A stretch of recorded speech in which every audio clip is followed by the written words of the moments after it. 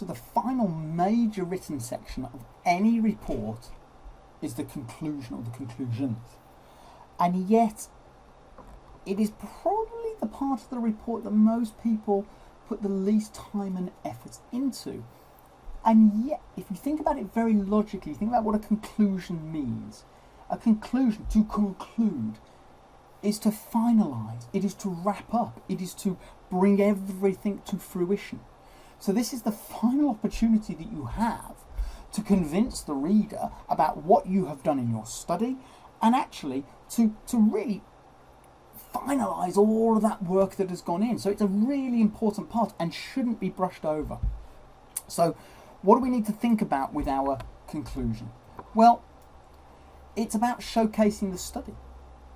Did you actually, in the end, support or reject the hypotheses? Because fundamentally, that is it, isn't it? The whole thing is set in the context. In a quantitative report, it is set in the context of accepting or rejecting your hypotheses. But don't overstate the case. One of the things that often happens in conclusions is that we try to offer insight and try to offer thoughts which overextend, go beyond what the study can actually show. You can't infer things that you've not found. And the example here is a great example. So you may have done something like a HIT study, and you found that it increases VO2 max, all right, in the obese, but you cannot say that that is actually going to have an effect on reducing type 2 diabetes, or that these findings have implications for individuals with type 2 diabetes, because you don't know unless you've got any data in your study which is about insulin or glucose, or you've got patients in there that were not only obese but type 2 diabetic.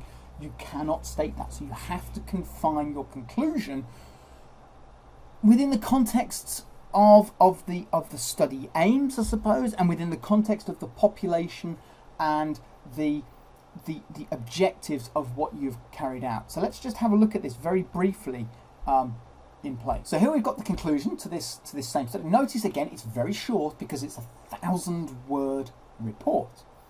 But notice what the conclusion is doing. It's wrapping up what the findings are. The study has shown that males do need at least one familiarization trial when doing grip testing, rejecting the stated hypotheses.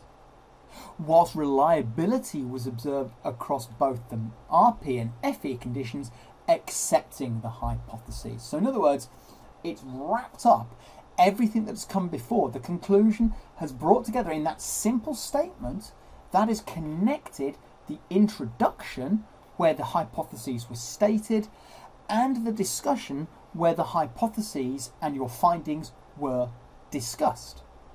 So one of the things you have to think about when your conclusion is being written is, does it have that connectivity?